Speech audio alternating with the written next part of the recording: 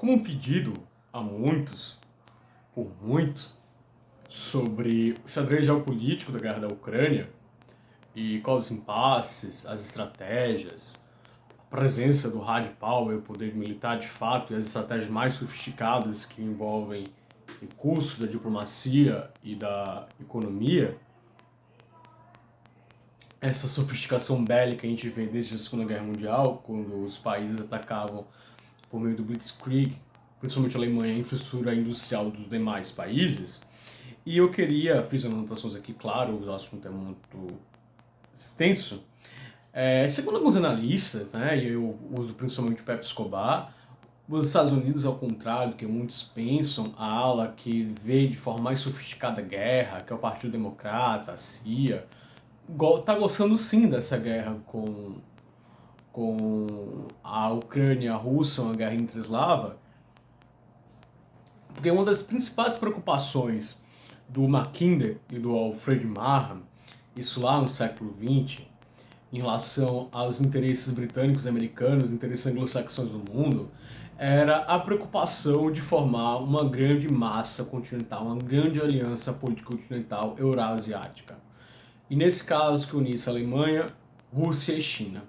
O drama do crescimento da Alemanha no século XIX contra o Bismarck e do revanchismo alemão que vai levar na Segunda Guerra Mundial, negar esse crescimento e fazer de tudo para tampar esse desenvolvimento, como foi o Tratado de Versalhes, não adiantou. E as sanções na Rússia são uma reedição, as sanções contra a Rússia são uma reedição dessa estratégia de tentar colocar uma espécie de red flag contra a Rússia. Bandeira vermelha indicando até onde ela pode ir. Nessa estratégia do Deep State americano, da burocracia de Estado americana, o Estado profundo dos Estados Unidos, é que o Nord Stream 2, que é o gasoduto criado pela Rússia, né, entre a Rússia e a Alemanha para levar o gás russo até a Alemanha, quebrou essa relação de interdependência que a Rússia vinha buscando com a União Europeia, de integração com o mercado comum europeu, que visava diminuir os impactos das sanções. Então não é à toa que as provocações ucranianas contra a Rússia fossem feitas logo após essa conclusão. É muito óbvio, diminuiria a interdependência, além de que o mercado alemão e russo tem muitas trocas econômicas, por exemplo, a engenharia alemã fornece muitos materiais sofisticados para a Rússia e os produtos naturais vice-versa, os produtos naturais russos para a Alemanha. E isso permitiria uma quebra de espécie de monopólio que a Rússia tem do mercado de recursos naturais e que tem aberto portas para os Estados Unidos. O que da questão é que não negociar em rublos e sim em dólares pode sim desvalorizar bastante o euro. E isso, o empobrecimento da economia europeia já é motivo de crise na União Europeia. O maior exemplo disso é que a candidata nacionalista do extrema-direita Marine Le Pen quase foi eleita na França. Então, o Putin também está testando a tenacidade da União Europeia, assim da mesma forma que a União Europeia testa a tenacidade do Putin.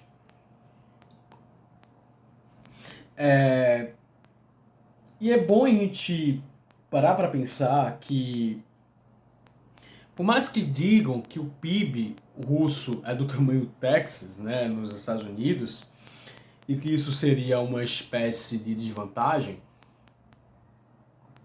é importante lembrar que Israel se tornou uma grande potência tecnológica com a entrada de vários judeus russos em Israel, para formar uma espécie de Vale do Silício israelita. Né? A matemática, o próprio xadrez desenvolvido na Rússia tem uma forte preeminência. As próprias armas hipersônicas da Rússia hoje são melhores do que as armas americanas. Não estou dizendo em quantidade, mas em qualidade sim. A engenharia russa é muito superior. Historicamente, não é de hoje. Os russos têm uma população mais introspectiva por conta do frio, então tem essa questão voltada para o interno, para o espírito, né? Essa introspecção, esse intimismo mais forte. Né? Em contrapartida que isso desfalca realmente, né? A União Europeia e os Estados Unidos, por mais que tenha maior paridade de poder de compra e um PIB maior. Porém, essa sofisticação de natureza bélica que a Rússia tem não pode ser desprezada. Além de que se está testando a tenacidade a total ponto de uma espécie de pensamento de trincheira, de você empurrar seu adversário ao máximo, que está desprezando uma possibilidade de uma guerra nuclear. Não que estejamos perto, mas que as consequências não estão sendo levadas em conta. E eu gostaria de citar aqui o general Alexander Drenokov, que foi o sujeito que foi responsável por praticamente obliterar o Estado Islâmico na Síria, é o que está sendo responsável por assumir as operações na Ucrânia. Então, um general mais casca grossa da Rússia, muito cabeça, que está aí, que tudo promete que ele passa o rodo na Ucrânia, né?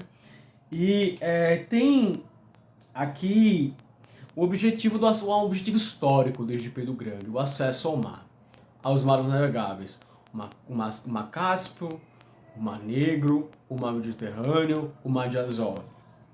E aí, se conseguir isso, a Rússia vai alcançar o seu maior sonho, desde a época das grandes navegações, tornar-se uma potência continental marítima. Bem, o que se pretende entender é que não se dá para concatenar todos os fatos e dar um olhar teleológico de destino a essas informações. Muito difícil. O que se pode pressupor é que a gente tem conseguido visualizar certas tendências. A tendência, eu não acredito nessas informações de algumas redes anglo-saxônicas que querem dizer que a Ucrânia venceu a guerra. Eu quero saber qual foi a retirada russa que aconteceu até o momento. Certo? E eu quero saber em que momento a China deixou de vender as commodities russas que a União Europeia finge não comprar, mas compra. E se continuar comprando os Estados Unidos vai entrar numa crise inflacionária que vai gerar mais votos para a extrema-direita, que vai levar ao fim do bloco.